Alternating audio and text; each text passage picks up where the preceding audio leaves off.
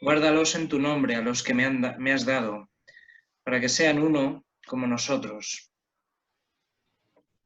Yo les he dado tu palabra, y el mundo los ha odiado, porque no son del mundo, como tampoco yo soy del mundo. Santifícalos en la verdad. Tu palabra es la verdad. Por ellos yo me santifico a mí mismo, para que también ellos sean santificados en la verdad. No solo ruego por ellos, sino también por los que crean en mí por la palabra de ellos, para que todos sean uno, como tú, Padre, en mí y yo en ti, que ellos también sean uno en nosotros, para que el mundo crea que tú me has enviado. Yo en ellos, tú en mí, para que sean completamente uno, de modo que el mundo sepa que tú me has enviado y que los has amado a ellos como me has amado a mí. Les he dado a conocer y les daré a conocer tu nombre, para que el amor que me tenías esté en ellos y yo en ellos. Buenas tardes a todos, bienvenidos a esta nueva sesión del Centro Ecuménico García Hernando. Hoy recibimos en este centro, en este encuentro virtual del centro, a don Rafael Vázquez Jiménez, sacerdote católico de la diócesis de Málaga, muy amigo de nuestra misión, muy implicado con nosotros en tantas cosas.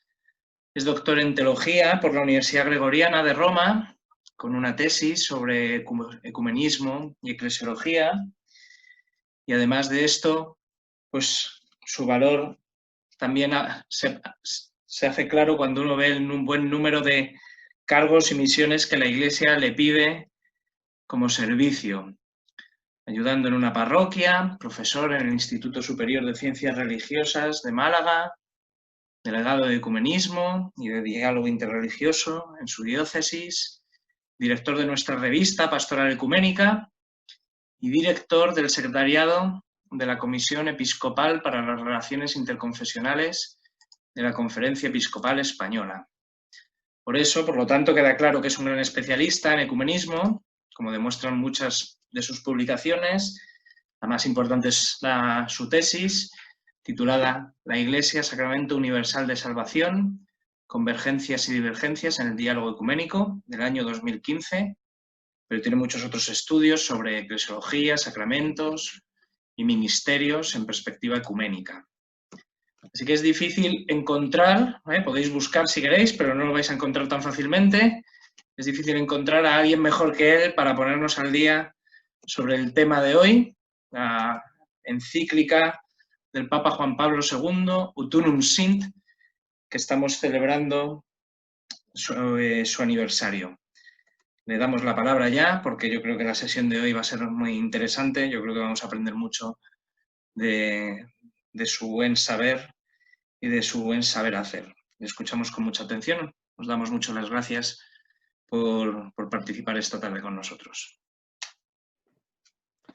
Muchas gracias, Jaime, por la presentación. Yo creo que aquí hay, nada más que los que se han conectado, hay gente mucho más especialista que yo en todos estos temas. Y por supuesto que podrían hacer también una presentación muy interesante de Utunum Sint. Yo voy a intentarlo hacer a mi manera y en lo mejor que yo sé. Como por estos medios es más complicado igual de seguir que si estuviéramos de manera presencial, pues voy a presentar desde ya el esquema que voy a seguir en la presentación y de esa manera pues que yo iré marcando punto 1, punto 2, punto 3 para que podamos seguirlo y no nos perdamos tanto en el discurso. Voy a hacer una introducción en la que quiero situar la importancia y la oportunidad de la encíclica Utunum Sint en el contexto eclesial y dentro del ecumenismo en el que aparece hace pues 25 años que estamos celebrando. Después, un primer punto lo dedicaré a cuáles son los antecedentes de Utunum Sint, comparándola para que así veamos también cuál es la importancia y la novedad del documento con otras encíclicas anteriores al concilio, de León XIII, de Pío XI, y después, por supuesto, Unitatis Redintegratio e incluso otros documentos del concilio como Lumen Gentium, que me parece muy interesante como contrapunto a Autunum Sint. En un segundo momento haremos una relectura muy rápida de Autunum Sint a 25 años de su promulgación, de sus 3 capítulos que ya enumero. El primer capítulo, el compromiso ecuménico de la Iglesia Católica. El segundo, frutos del diálogo. Tercero, cuánta es nobis via, es decir, cuánto nos queda por caminar. En un tercer momento, yo quiero destacar algunas cuestiones que a mí me parecen interesantes en la relectura de este documento a los 25 años de su promulgación, con una serie de temas que yo creo que siguen siendo vigentes y que siguen aportando luz a la situación ecuménica actual, y terminaré con unas conclusiones. Pues siendo así, comienzo con la introducción. El 25 de mayo de 1995, a los 30 años de la celebración del Concilio Vaticano II, termina en 1965, se publica, Juan Pablo II publica una encíclica sobre ecumenismo con el título Autunum Sint, que responde pues, a aquel pasaje del Evangelio de Juan, que todos sean uno. Y esta encíclica va a suponer un paso gigantesco en la historia de la Iglesia Católica y del movimiento ecuménico. Se comenzaba lo que se ha llamado un camino de no retorno, de no marcha atrás, en el ecumenismo que ya había sido iniciado por el Concilio Vaticano II, pero que ahora el Papa quería ratificar. El mismo, en el número 3 de Autunum Sint, dice: con el Concilio Vaticano II, la Iglesia Católica se ha comprometido de modo irreversible a recorrer el camino de la acción ecuménica, poniéndose a la escucha del Espíritu del Señor, que enseña a leer atentamente los signos de los tiempos. Se respondía con esta encíclica a un clima que se ha denominado en torno a los años 90 de invierno ecuménico. Se había pasado de un periodo de entusiasmo marcado por el comienzo de los diálogos en torno al Concilio Vaticano II y los años posteriores, donde se empiezan todos los diálogos bilaterales de la Iglesia Católica con otras iglesias y comunidades eclesiales, a darnos cuenta de que ese diálogo no avanzaba al ritmo que quisiéramos todos y que no se llegaban a alcanzar acuerdos. También había una dificultad en los años 90 con toda la cuestión del uniatismo, que había provocado una separación de la Iglesia Católica con las iglesias orientales, especialmente ortodoxas, y a esto se sumaba otra serie de cuestiones éticas que parecían distanciar y suponían nuevos escollos en el camino hacia la unidad visible. En 1992, el que era entonces secretario general del Consejo Ecuménico de las Iglesias, el teólogo y metodista Emilio Castro, pronunciaba una conferencia en San Diego, en Estados Unidos, en la que él se preguntaba: ¿vivimos en un invierno ecuménico? Y decía estas palabras: en el imaginario de los países del hemisferio norte, el invierno es tiempo en el que no suceden muchas cosas. En mi parte, él era de Uruguay, hemisferio sur, el invierno es todo lo contrario. Es el momento de la acción y la oportunidad para el trabajo, es el momento de anticipar la primavera. Por eso el invierno no es una invitación a la desesperación, sino la oportunidad para actuar, una llamada a estar despiertos en la búsqueda de la una santa. Era una forma de decir: no temamos a lo que muchos consideran el invierno, porque el invierno es tiempo de trabajo y de acción silenciosa que hará que los frutos vayan madurando y así podamos obtener la cosecha en primavera. Hace poco, en la presentación que ha hecho de Autunum Sint el actual secretario del Consejo Mundial de Iglesias, Olaf Zeit, en su conferencia en el Angelicum el pasado diciembre del 19, dice: no hay problema con el invierno. Lo importante es la vestimenta que usemos en invierno. Así que las dificultades no son un obstáculo, sino posibilidades para seguir avanzando. La encíclica Autunum Sint va a responder a aquella visión negativa del invierno ecuménico extendido en los ambientes del diálogo. Y va a marcar una nueva etapa en el proceso de recepción del viraje ecuménico del concilio, y no solo a nivel interno de la Iglesia Católica, sino también en lo que respecta a sus relaciones con otras iglesias. Juan Pablo II no quería dejar pasar el cambio de milenio sin que la Iglesia quedase totalmente comprometida a navegar por los mares del nuevo milenio. Estábamos a la entrada del año, a la celebración del año 2000, sin que la Iglesia avanzase por este nuevo milenio, considerando el ecumenismo no como una cuestión secundaria, sino como una tarea esencial en su ser y hacer en el mundo. Por eso va a dejar claro en Ut Unum Sint, en el número 20, que el ecumenismo, es decir, el camino ecuménico es el camino de la Iglesia. Dice el ecumenismo, es decir, el movimiento a favor de la unidad de los cristianos, no es un mero apéndice, es una de las frases más conocidas quizá de la encíclica, que se añade a la actividad tradicional de la Iglesia. Al contrario, pertenece orgánicamente a su vida y a su acción, y debe en consecuencia inspirarlas y ser como el fruto de un árbol sano y lozano. Crece hasta alcanzar su pleno desarrollo. A mí me parece que es importante matizar algunas cuestiones desde las que yo quiero presentar la encíclica, porque para mí la encíclica no nos invita ni nos ofrece nuevos contenidos sobre el ecumenismo, sino que nos invita a asumir en nuestro hacer y en nuestro ser un estilo ecuménico de ser iglesia, que yo creo que es lo más interesante que yo podría aportar en esta presentación de Ut Unum Sint. Es decir, cómo a raíz de esta encíclica podemos ir adquiriendo un estilo ecuménico de ser y hacer iglesia. Y aquí precisamente es donde apunta, es decir, pertenece orgánicamente a su vida y a su acción y debe inspirar toda la acción y la identidad de la Iglesia, esta dimensión ecuménica. El Papa Juan Pablo II había asumido el ecumenismo como una de las prioridades pastorales de su pontificado, y así lo dice en el número 99 de la encíclica, una prioridad que brotaba de una relectura de los documentos del Concilio Vaticano II.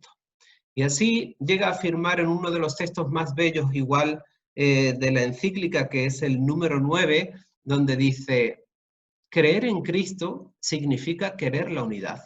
Querer la unidad significa querer la Iglesia. Querer la Iglesia significa querer la comunión de gracia que corresponde al designio del Padre desde toda la eternidad.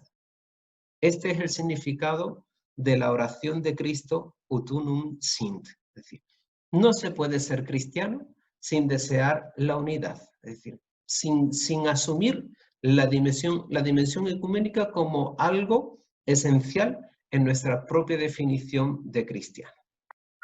Esta gran preocupación del Papa Juan Pablo II ya se había puesto de manifiesto en la encíclica Tertio Millennio Adveniente, que se había publicado año antes de Ut Unum Sint.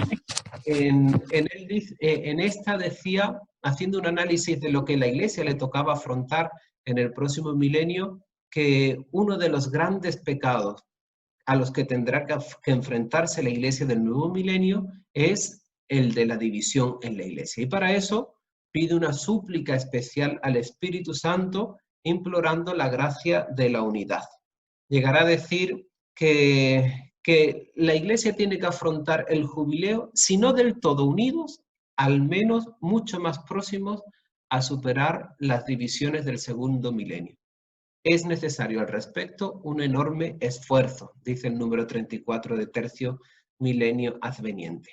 Yo creo que va marcando esta encíclica un estilo nuevo. La Iglesia tiene que ir asumiendo un estilo nuevo en su pastoral y en su forma de actuar. Y eso ya se ve también en la misma encíclica con dos rasgos que a mí me gustaría destacar antes de meternos en faena, por así decir. En primer lugar, esta encíclica no va dirigida solo a los sacerdotes, a los obispos, a los fieles católicos, sino que en el número 103, si lo leemos, dice Me dirijo también a los hermanos y hermanas de las demás iglesias y comunidades eclesiales. Es una iglesia sobre el ecumenismo que está dirigida también a otras iglesias, no es solo para el público católico. En segundo lugar, a mí me parece importante destacar un tono de profunda humildad que se va viendo a lo largo de toda la encíclica, que se manifiesta en frases tipo necesitamos todos de conversión, animo al diálogo en un profundo examen de conciencia que todos tenemos que hacer.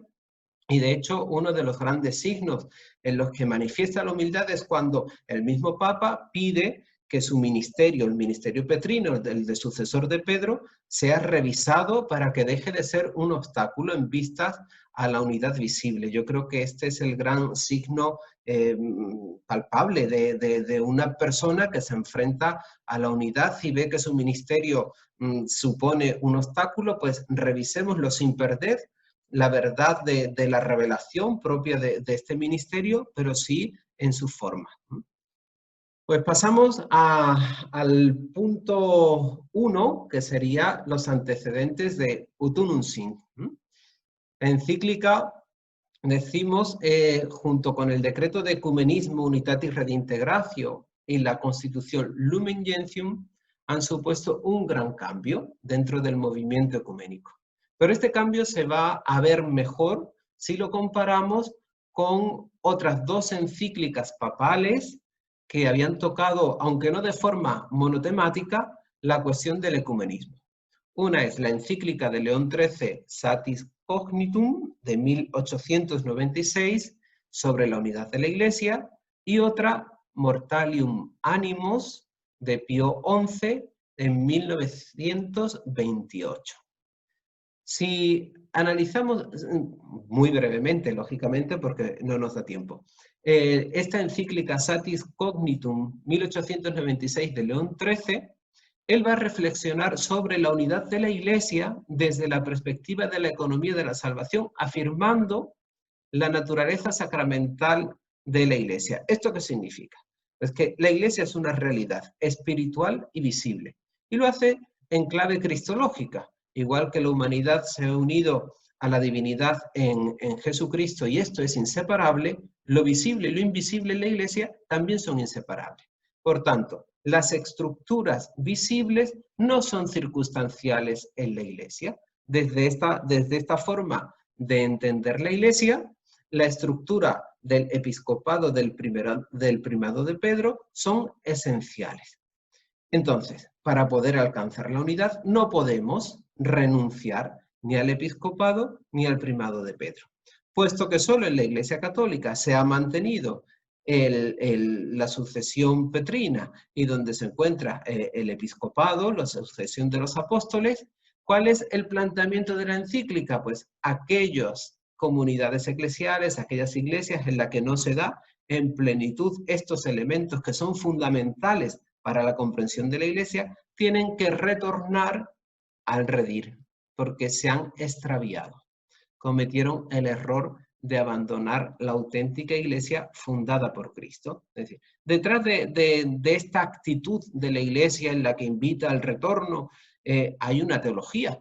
Por eso yo digo que en el estilo también de ser ecuménico, detrás hay una teología que es importante y que la fundamenta. En una de los párrafos de Satis Cognitum dicen: bien sabéis que una parte considerable de nuestros pensamientos y nuestras preocupaciones tiene por objeto esforzarnos en volver a los extraviados al redil que gobierna el soberano pastor de las almas, Jesucristo.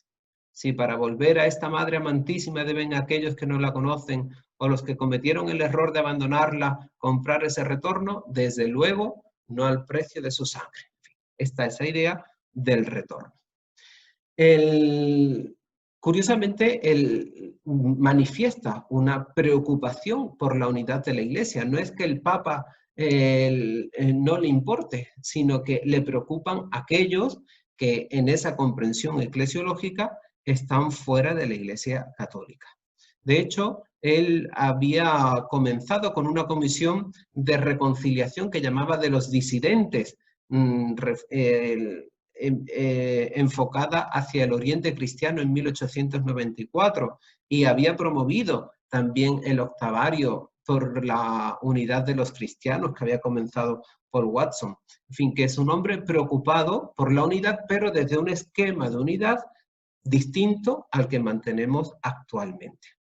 También Pío XI, que escribe Mortalium Animos en 1928, se muestra con muchos recelos y desconfianza hacia el movimiento ecuménico. Ya estamos en 1928, quiere decir que ha tenido lugar la Asamblea Misionera Mundial de Edimburgo en 1910, que supone como el comienzo del movimiento ecuménico moderno. También ha tenido lugar la Conferencia Mundial de Fe y Constitución en Lausana en 1927 y de hecho la Iglesia Católica había sido invitada a participar en esta Asamblea de Fe y Constitución y esta encíclica viene a responder a esta invitación y alerta ante un posible pancristianismo relativista.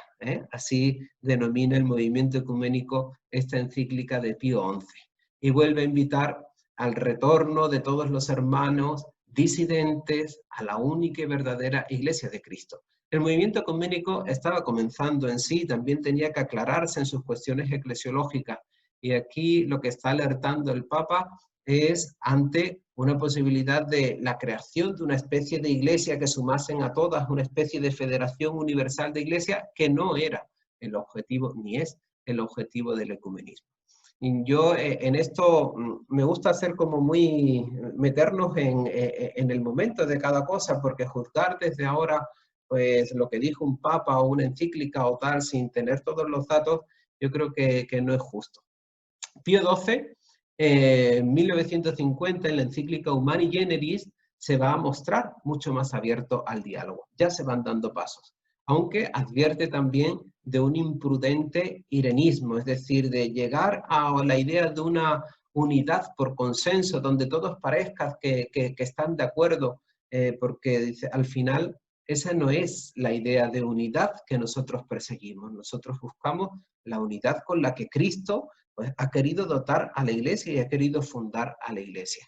El entrar en esa especie de irenismo sería una ruina común para todos, porque sería negar nuestra propia identidad. Junto a junto a todas estas manifestaciones y estas posturas oficiales de la Iglesia, también se van a ver voces aisladas de teólogos que todos conocemos, como Lambert, Congar, Couturier, Danielou, Guillot, Villain, Tils, que van abriendo camino al un ecumenismo desde otros planteamientos eclesiológicos de manera tímida. Y así llegamos hasta el Concilio Vaticano II, que sería el punto 2, es decir, ¿qué es lo que ha ocurrido a nivel teológico y eclesiológico para que pueda comenzar un nuevo tipo de ecumenismo que va a tener como colofón Ut Unum Sint hace 25 años? Y para mí la clave está en Lumen Gentium número 8, no solo para mí, yo lo que he hecho ha sido leerlo de otros, pero el gran comentario de Phillips, que también participó en la redacción de Lumen Gentium, cuando se refiere al número 8 y aquella expresión que muchos conocemos, la única iglesia de Cristo subsiste en la iglesia católica gobernada por el sucesor de Pedro, dice Phillips que este es el gran número ecuménico. A partir de aquí podemos entender Unitatis Redintegratio y se puede entender también Ut Unum Sint. Visto, de hecho, Unitatis Redintegratio que complementa el Lumen Gentium dice la única iglesia de Cristo subsiste indefectible en la iglesia católica. Desde una lectura ligera podríamos decir la iglesia continúa con el esquema exclusivista de la salvación, porque acaba diciendo que la única iglesia de Cristo subsiste en la iglesia católica. Pero esto hay que añadir la segunda parte, que sería fuera, pueden encontrarse muchos elementos de santificación y de verdad que como dones propios de la Iglesia de Cristo empujan hacia la unidad católica. Ha habido un cambio significativo y fundamental para que pueda darse este avance en el ecumenismo. Y es lo que se había, en una primera redacción de este número, se decía, la Iglesia de Cristo es la Iglesia católica, y en esta última redacción se pasa a decir, la Iglesia de Cristo subsiste en la Iglesia católica, y con esto no negamos que puedan encontrarse otros elementos de santificación y de verdad que pertenecen a la Iglesia de Cristo y que están más allá de las fronteras de la Iglesia católica. De esta forma hay toda una fundamentación y una posibilidad de una nueva forma de entender el ecumenismo, hasta llegar a afirmar Unitatis Redintegratio número 3, que las iglesias y comunidades separadas tienen sus defectos, pero no están desprovistas de sentido y de valor en el misterio de la salvación, y que Cristo no ha rehusado a servirse de ellas como medios de salvación. Está diciendo, admitimos que hay incluso en estas iglesias que antes hemos catalogado como heréticas y que están fuera y que deberían integrarse en la Iglesia Católica para que puedan conocer la verdad plena, se sirve de ellas como una mediación sacramental de salvación, es decir, son signos e instrumentos de salvación para sus fieles. Aquí me parece que hay un cambio revolucionario, tanto en la forma de entender la eclesiología como en la forma de entender el ecumenismo, porque todo esto va a conllevar un cambio de actitud fundamental en el católico a la hora de relacionarse con los hermanos separados. Es decir, cuando yo me relaciono con otras confesiones cristianas, ya no las veo como extrañas o ajenas a mi propia identidad, sino que me siento identificado con ellas a través de una serie de elementos o medios de salvación que fundamentan una comunión que, si bien es cierto, no es plena, pero sí es parcial y diversificada. Existen elementos como la Sagrada Escritura, como la confesión de fe, como algunos sacramentos, como el episcopado, como la oración, que son bienes espirituales que compartimos juntos. Para que se dé esta comunión plena, se necesita 3 vínculos que son esenciales: la profesión de fe, la celebración de los sacramentos y el ministerio pastoral.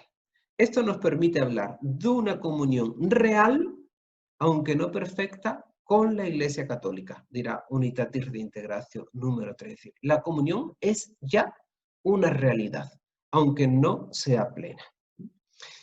Bien, no quiero alargarme en todo esto, pero a mí me parece que aquí se está fraguando un nuevo estilo ecuménico de ser iglesia y de qué hacer como iglesia. La idea del retorno de los disidentes de encíclicas anteriores hacia el seno de la Iglesia Católica queda como un residuo narcisista del pasado.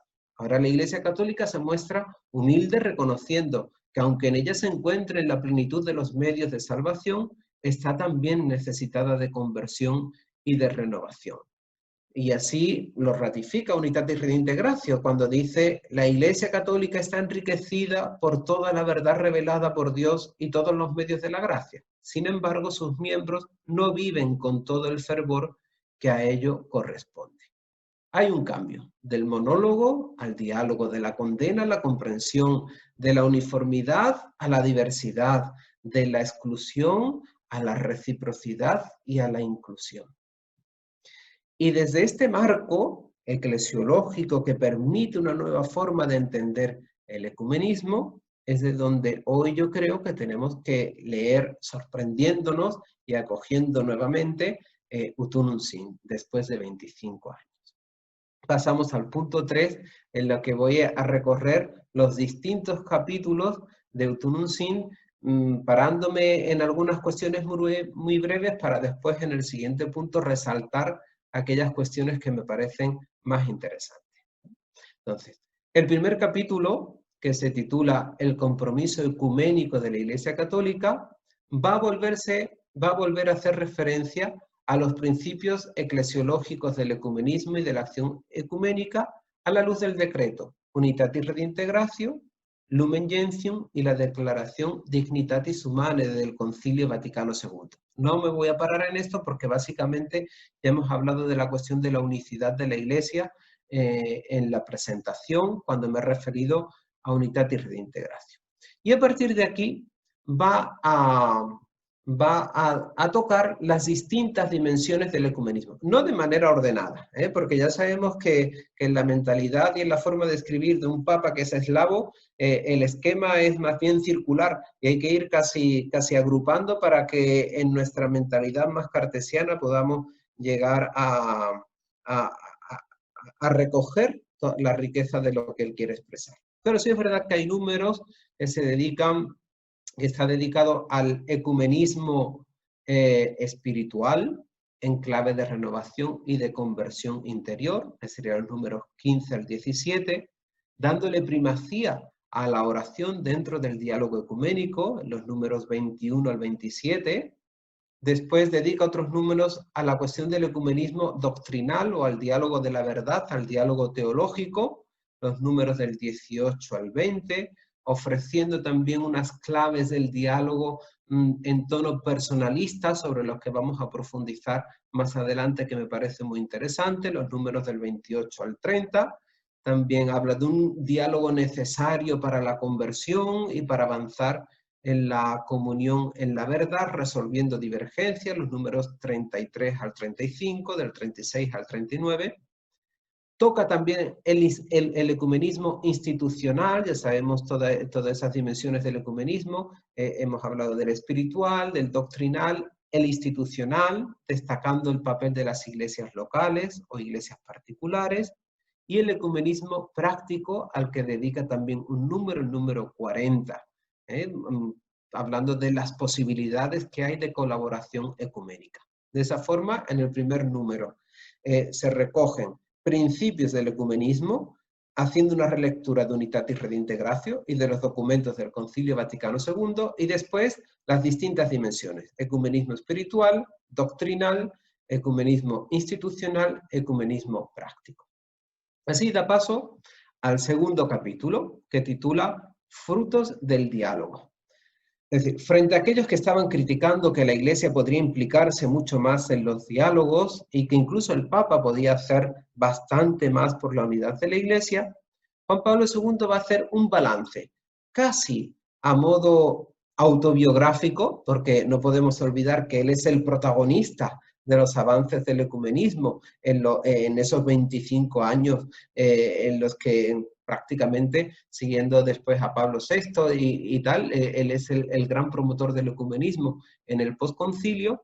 Entonces él va a hacer un balance de lo que se ha conseguido en esos 30 años posconciliares en la cuestión del ecumenismo, refiriéndose al diálogo no solo teológico, sino a lo que se ha llamado también el diálogo de la caridad, que se hizo pues patente en las visitas que él había hecho a distintos representantes de iglesias, también en momentos de oración compartida, etc. Y todo esto queda aquí recogido en este segundo capítulo. Por eso tenemos ahí el segundo capítulo donde habla de los frutos del diálogo, pues tenemos todo una síntesis de lo que había supuesto el ecumenismo en los 30 años posteriores al Concilio Vaticano II. Entre los frutos, el Papa destaca en primer lugar la fraternidad reencontrada. Los cristianos pertenecientes a una confesión ya no consideran a los demás cristianos como enemigos o extranjeros, sino que ven en ellos a hermanos y hermanas. Ese es el primer número, el número 42 de ese segundo capítulo. Esta fraternidad se hace concreta en la solidaridad al servicio de la humanidad a través de proyectos y acciones concretas, el número 43. Y esta nueva actitud entre los cristianos, así como la convergencia en la palabra de Dios y en el culto divino, que es fruto de los diálogos en esos 30 años, el reconocimiento de los bienes cristianos en otras comunidades, Los números 47 y 48 han facilitado el crecimiento de la comunión, aunque no sea una comunión plena. Entonces, reconociendo esta comunión real que ya existe en estos primeros números del capítulo, va a lanzarse a analizar cómo ha sido el diálogo entre la Iglesia Católica y las iglesias de Oriente, a lo que va a dedicar veintitantos números, del 41 al 63. Si tuviéramos que decir por dónde se decanta este número, podríamos decir en los diálogos de la Iglesia Católica y las iglesias de Oriente, a las que va a denominar iglesias hermanas en el número 56. Y esto significa que detrás de estas iglesias hermanas hay pues también una concepción eclesiológica y decir, con vosotras compartimos algo especial. Primero os llamo iglesias, tenéis una estructura común con nosotros que nos la da el haber compartido todo un primer milenio en comunión, el primer milenio en el que Iglesia de Oriente e Iglesia de Occidente caminaba unida. Y quiere resaltar ese primer milenio como modelo de unidad. Lo veremos también más adelante, porque este es uno de los puntos que yo quiero resaltar. Después se va a referir a la relación de la Iglesia Católica con las iglesias y comunidades eclesiales en Occidente. Y a esto le dedica 6 números frente a los 20 o 22 números, 23, perdón, que le ha dedicado a las iglesias de Oriente.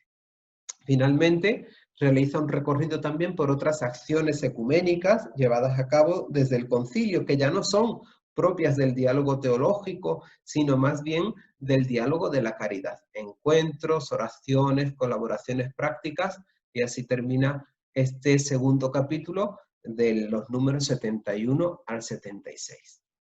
Da paso al tercer capítulo.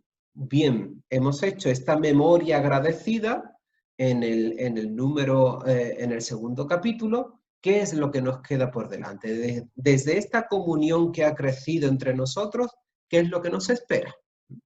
¿Cuánta es nobis via? ¿Cuánto camino nos separa todavía del día feliz en que podamos compartir la Sagrada Eucaristía del Señor? Se pregunta en el número 77. Es decir, ¿cuál sería la plenitud de lo que podemos alcanzar en este camino ecuménico? Pues un día poder compartir en concordia la Sagrada Eucaristía, que es la meta final de la unidad, y donde esa unidad sería lo más visible y lo más palpable, ¿no?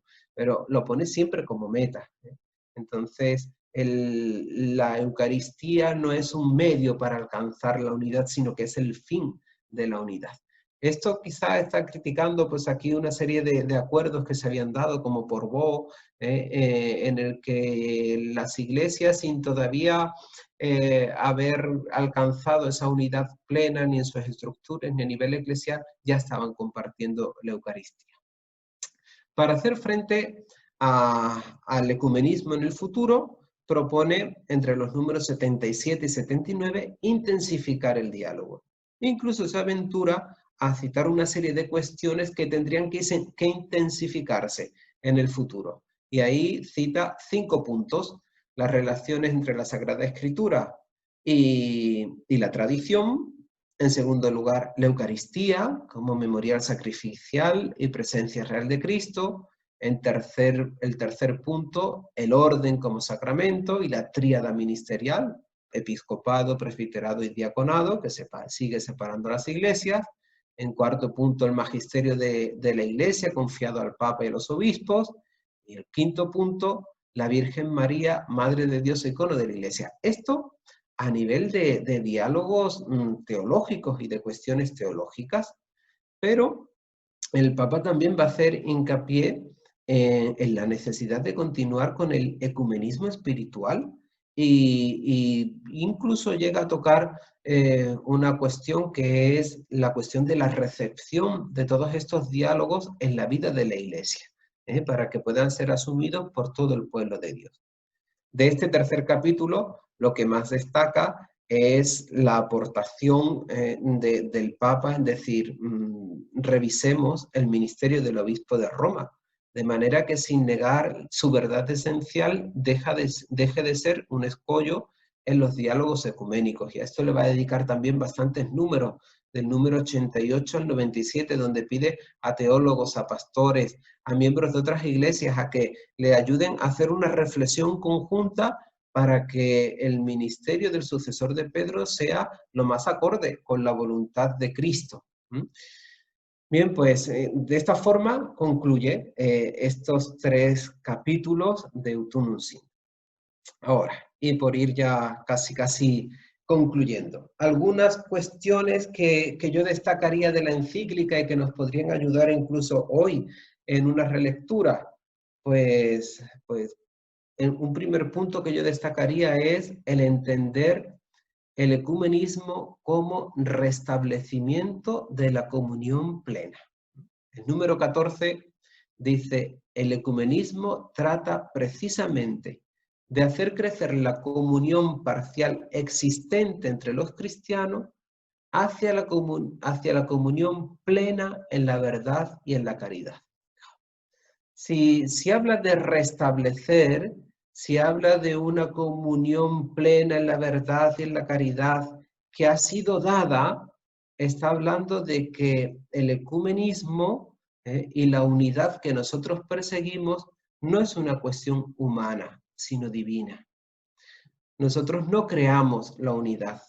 La comunión, la unidad no es una cuestión de estrategias, sino de conversión personal y de las iglesias, de una conversión y una reforma de la iglesia para que pueda ser más acorde a aquello que Cristo desea para la iglesia. Y entonces nos hallaremos en el espacio de la comunión y en el espacio de la unidad.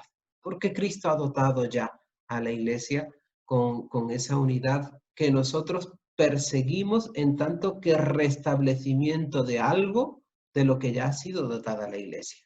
Aquí no hablamos de proyectos humanos, y cuando nos unimos los cristianos para rezar, no estamos viendo de qué manera podemos hacer esto atractivo y encontremos una estrategia en la que todos nos pongamos por fin de acuerdo para alcanzar la unidad y veamos qué es lo que tenemos que negarnos cada uno, sino ponernos delante del Señor y preguntarnos cómo podemos ser más fieles a lo que tú quieres. Y eso, hacerlo con la suficiente humildad. Ese sería un primer punto que yo destacaría. Porque este tipo de comunión no niega la diversidad. Al contrario, está contemplada en la comunión la diversidad. Y de hecho, la comunión en la fe, según lo formula el documento, no quiere decir que tengamos que ser uniformes en su formulación, sino que admite la diversidad en la expresión de la verdad. Dice algo así, Unitatis Ut Unum Sint número 19, dice, la expresión de la verdad puede ser multiforme y la renovación de las formas de expresión se hace necesario para transmitir al hombre de hoy el mensaje evangélico en su inmutable significado. Una cosa es la verdad y otra cosa es cómo la formulamos. Y dentro de esa formulación se admite la diversidad que es legítima y totalmente compatible con la comunión y con la unidad. Un segundo punto que yo destacaría, además de este de la comunión plena que nos ha sido dada y por la que nosotros luchamos para restablecer, sería la prioridad de la oración o del ecumenismo espiritual. En esto, pues fijaos, si tenemos aquí como modelo a don Julián García Hernando, que tanto escribió sobre el ecumenismo espiritual, porque había descubierto y ya esa gran intuición de Unitatis Reintegratio, es el alma de todo el movimiento ecuménico. De tal forma que incluso la hace necesaria para poder establecer el diálogo de la verdad. El número 33 me parece precioso cómo vincula el ecumenismo espiritual con el ecumenismo más teológico doctrinal. Dice, una oración más profunda y consciente hace el diálogo más rico en frutos. Si por una parte la oración es la condición para el diálogo, no hay diálogo sin oración, por otra, llega a ser de forma cada vez más madura su fruto. Estamos hablando de una forma de entender el ecumenismo en una doble dimensión. Yo diría una dimensión vertical, una comunión prioritaria que se expresa en la oración y que tiene sus repercusiones en una comunión horizontal con los hermanos y con las otras iglesias. Dice el número, perdón, dice en el número 34, me parece que es, dice, se avanza en el camino que lleva a la conversión de los corazones según el amor que se tenga a Dios y al mismo tiempo a los hermanos, siempre en esa doble dimensión vertical y horizontal. El amor se dirige a Dios como fuente perfecta de comunión, es decir, Dios es la comunión perfecta, la unidad del Padre, del Hijo y del Espíritu Santo.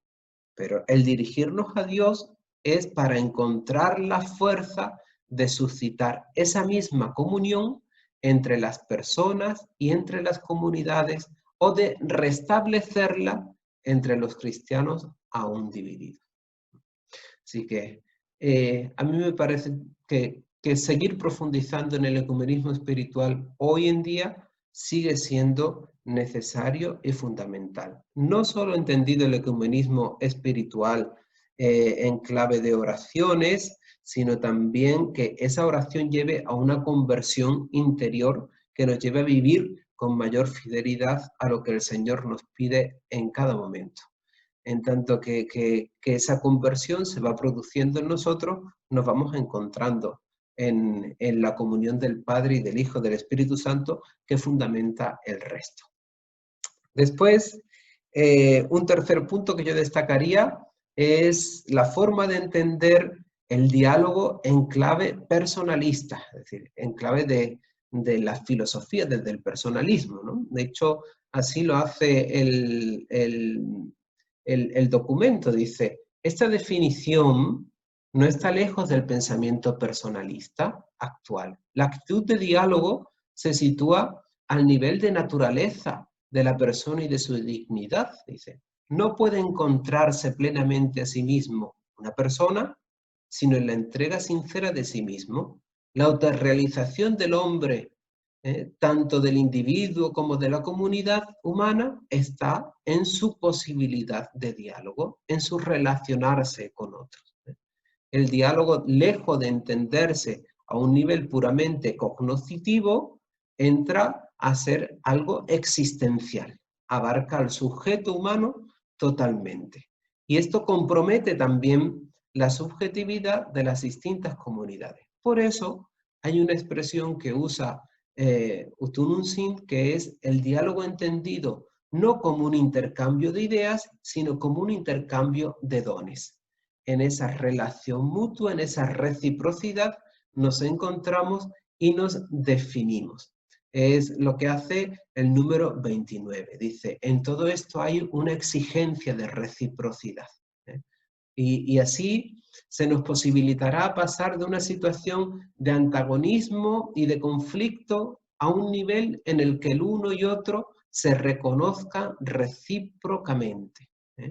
Y evitemos pues la recíproca oposición que se ha venido dando actualmente. Esto se ha traducido últimamente en lo que se llama el ecumenismo receptivo, una reformulación que hace Murray, un autor americano, de Inglaterra, que a mí me parece muy interesante y yo recojo y muchas veces lo suelo exponer. ¿Qué significa eso del ecumenismo receptivo que me parece tan importante? Dice, el ecumenismo receptivo tiene que ver con mostrar los propios estigmas, no negar nuestras debilidades, reconocer nuestras deficiencias y los ámbitos de desarrollo de la propia tradición que conducen a una disponibilidad a preguntarnos qué se puede y se debe aprender del otro, con una integridad dinámica del propio interlocutor. Se trata de un aprendizaje receptivo, donde uno no se pregunta primero qué necesitan aprender de nosotros los demás, sino qué necesitamos y podemos aprender de ellos. Aquí está la clave de este intercambio de dones. ¿Qué me puede aportar a mí el otro? ¿Qué puedo aprender yo del otro? ¿Cómo puedo hacer que la iglesia de Cristo que subsiste en mi iglesia sea más iglesia gracias al encuentro con los demás? El mismo Papa Francisco en Evangelii Gaudium retoma esta idea del intercambio de dones, en el número 246. No me detengo por no alargarme más, pero hay algo también novedoso de Ut Unum Sint que no había aparecido en Unitatis Reintegratio y que va más allá incluso de la reciprocidad, y es lo que él llama lo que el Papa llama la complementariedad. Son comunes las raíces a pesar de las diferencias, las orientaciones que han inspirado en Occidente el desarrollo de la Iglesia y las otras iglesias surgidas de la Reforma. Dice, existen divergencias, pero no excluyen recíprocas influencias y aspectos complementarios. Llega un momento en el que el Papa llega a decir, hasta esas divergencias, esas dificultades que nosotros encontramos, incluso con las iglesias de Occidente, donde hay más distanciamiento, incluso que con las iglesias, puede haber lo que con las iglesias de Oriente, ¿por qué no nos planteamos nuestro diálogo en clave de complementariedad? Pues esto es algo novedoso de Ut Unum Sint.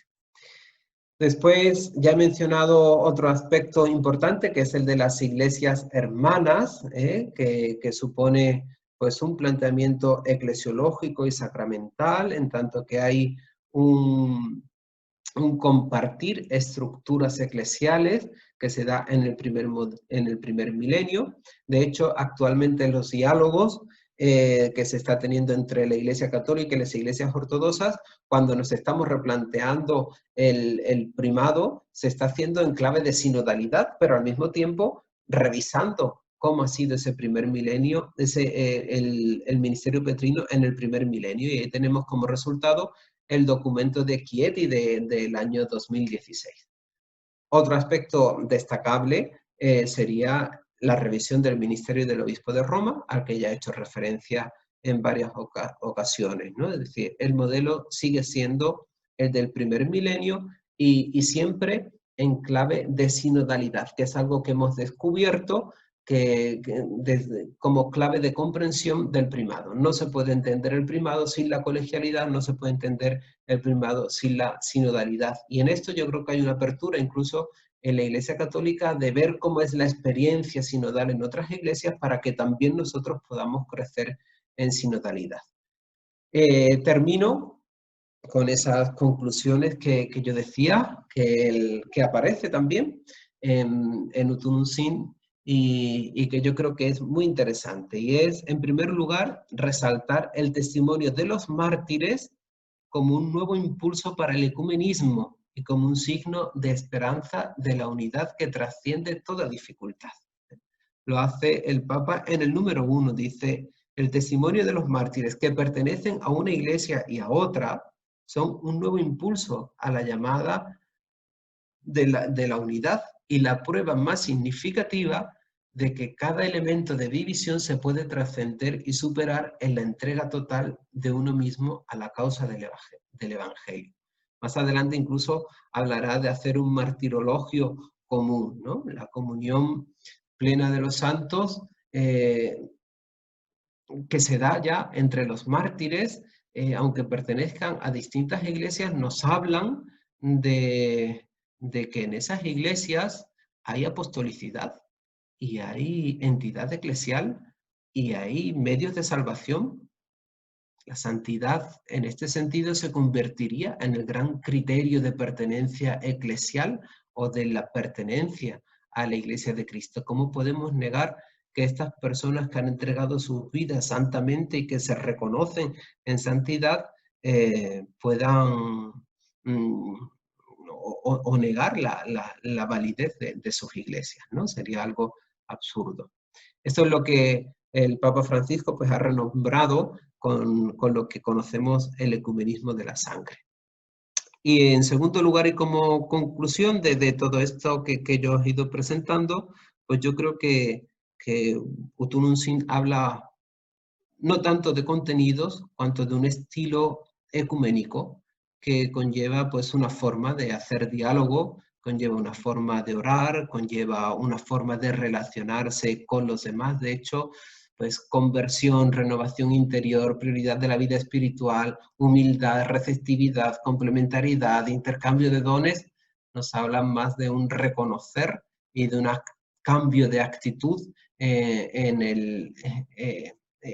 la comprensión del ecumenismo, que nos lleva a empezar un estilo nuevo de ser iglesia, un estilo ecuménico, donde todo lo que hagamos esté marcado por esta dimensión. Yo diría trabajar más desde el ecumenismo que desde el confesionalismo.